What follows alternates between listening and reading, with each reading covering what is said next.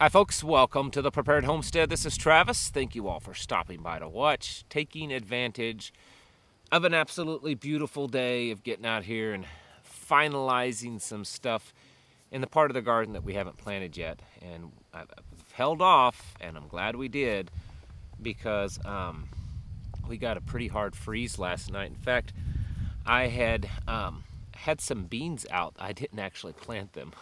In the area where we had beans last year, there were several beans that had popped up on their own. I thought, well, I'll just let them do their thing, you know, and they were already about yay tall, and it just completely fried them last night. They're done. And we're supposed to get another freeze tonight. But after that, I think, hopefully, maybe, we might be in the clear, so we'll get the rest of this. So we're getting this compost all spread out on it today, and got some more to put on it, and then we'll get kind of going in full speed ahead. I haven't talked about a war with China in several days. I mean, there must be something wrong, because you know me, I talk about the doom and gloom stuff all the time, and you would think that with all the stuff going on in China, that I would have been talking about this more. But there is a lot going on, and I don't know that Americans are really, I don't know if they're ready for it. I know they're not ready for it, but I don't know if they get it. I don't know if they understand just how close it is, and how absolutely devastating a war with China would be. And I'm not saying there's a guarantee that we'll lose, and there's not a guarantee that we would win. I think that any scenario, whether we win or lose, both are going to be devastating. And of course, if we lose, it would be even worse. But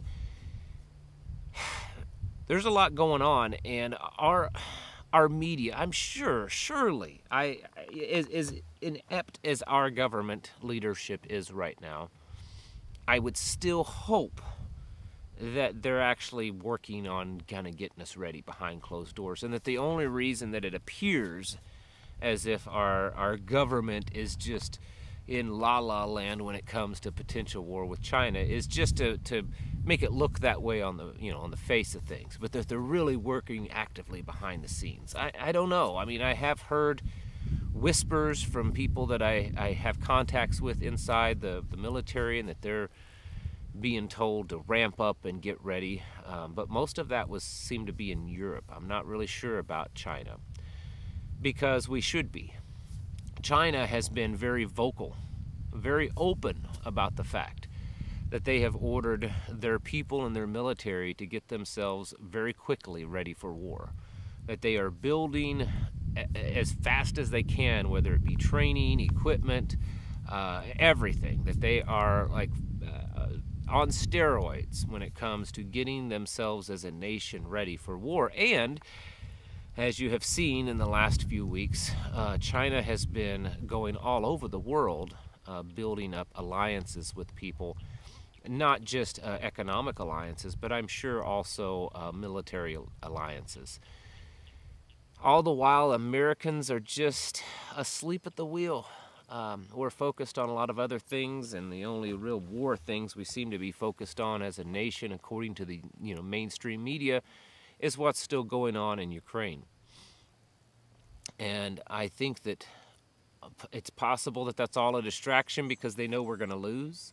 I don't know, because Biden has already been bought and paid for enough that that's what's going to happen. I don't know. I can't tell you. What I can tell you is that this, in every area, looks really serious.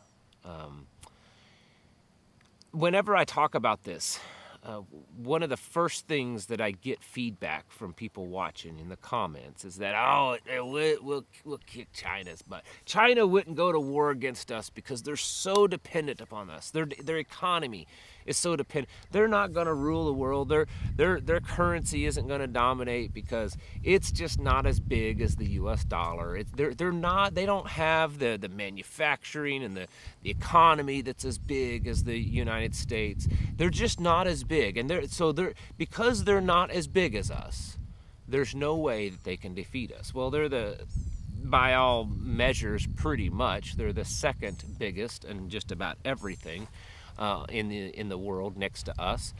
And for those of you that may not have done a lot of studying in history of past wars between superpowers, it's not always the most powerful and the biggest and the baddest that win those wars. In fact, it's actually pretty common for the underdog, the one that is fighting for that top dog position, to win the war. Because typically what happens is the top dog has been the top dog for so long that they've become a little lazy with it. They've lost their fear of being taken off the top position, and so they become lackadaisical. And that's what we've become as Americans, especially in our government and even our military, is that we've believed for too long that we can't be defeated, that we're just too big to fail, that our dollar is too big to fail, our economy is too big to fail, our military is too big to fail. I mean, for crying out loud, we spend more in our military than the next 25 nations combined.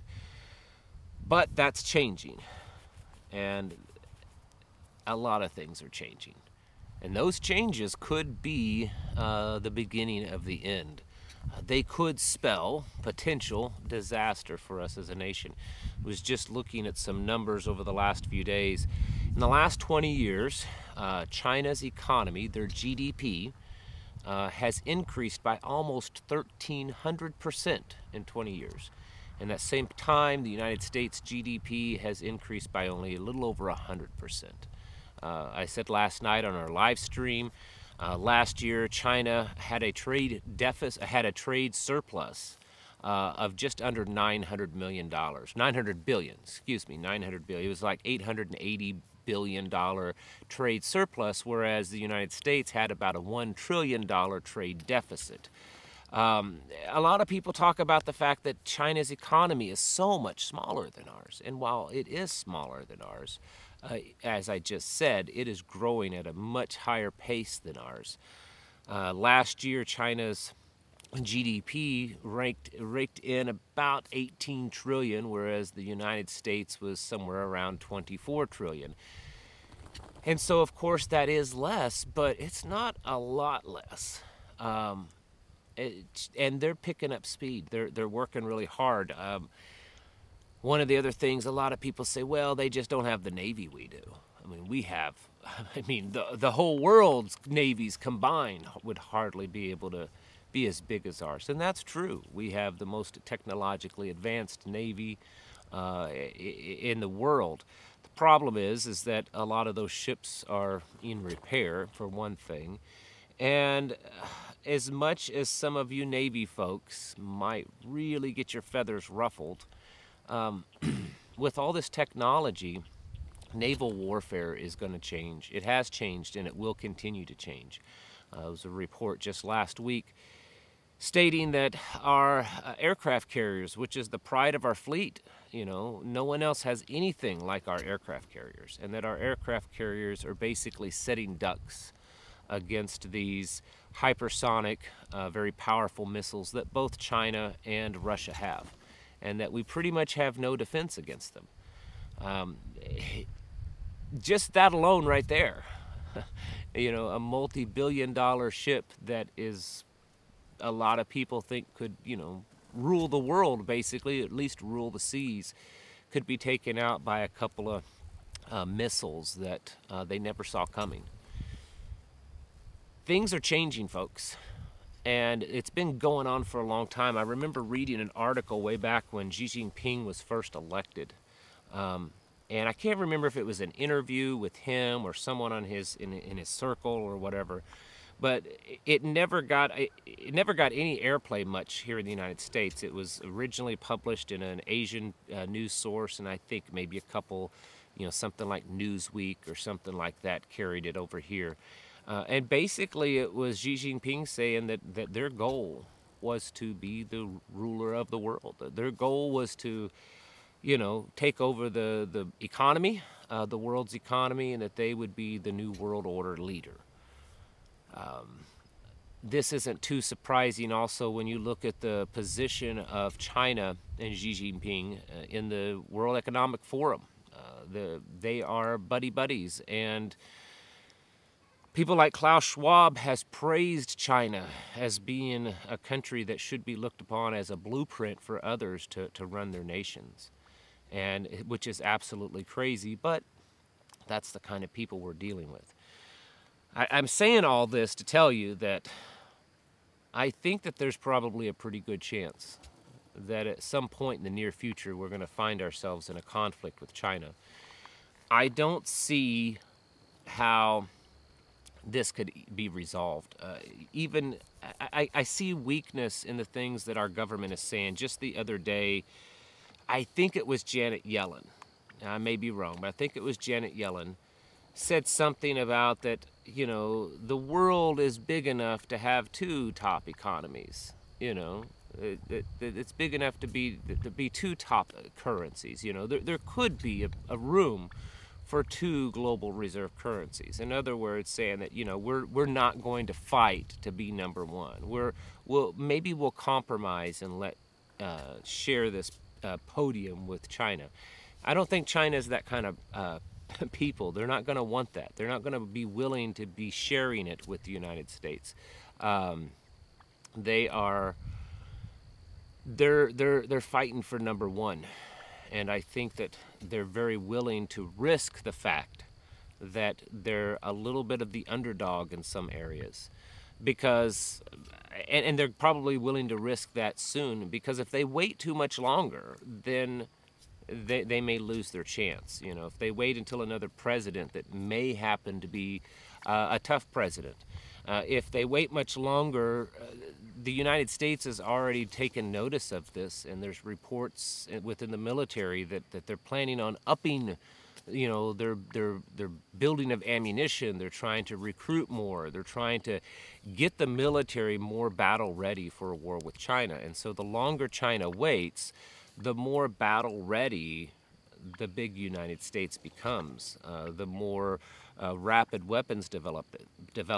China knows that while they may be able to develop things very fast, so can the United States. We have proven that in past wars, that's our advantage, that we can rapidly go into war mode and we can produce a lot. And so if I was China, I would want to take the risk now and possibly win than to wait a year or two or 5 and have a much less chance of winning, because to do that, China would also have to increase their everything to match the potential increase of America's development of military technology and military readiness, if we now are tipped off that China is wanting to go to war with us. So I think that this will happen sooner than later, and I think we have to be ready for that. It's going to be devastating, and I think that our economy will hurt worse than theirs. I know that China's economy is highly dependent upon us, but that's why they're building relationships all over Africa and South America and other countries, in hopes that all of those business relationships offset the potential of losing America's economy. And it's possible that it would, as crazy as that sounds. If this happens, and I think that it will, I think we will end up in a war with China. It's going to devastate our economy. Numbers and number crunchers have been working on this for a while, and pretty much everything is showing that if we end up at war with China, it's going to just completely destroy our economy. As bad as it is, it'll make it substantially worse. It'll also most likely drastically increase the amount of Big Brother in our lives.